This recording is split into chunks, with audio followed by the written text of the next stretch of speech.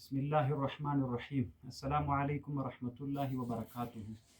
ټول هغه مسلمانان ورونه چې د ما دغه ویډیو بیا وینئ، لله الحمد زه د کتاب سړی وم او علمي ډګر سره مې کار و. خپل علمي ډګر ته بیرته راوګرځېدم.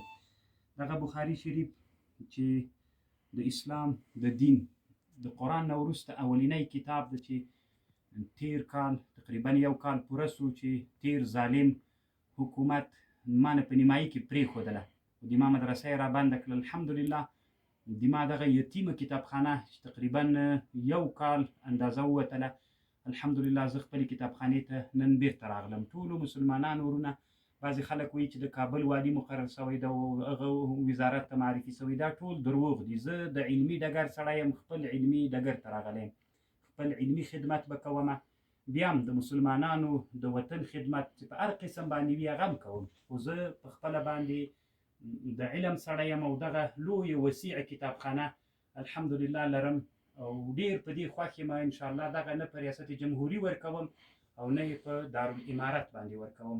ټول مسلمانان وروڼه چې پوښتنه کوي چې د کوم دیوالي و هغه، دا ټول غلطې خبرې دي.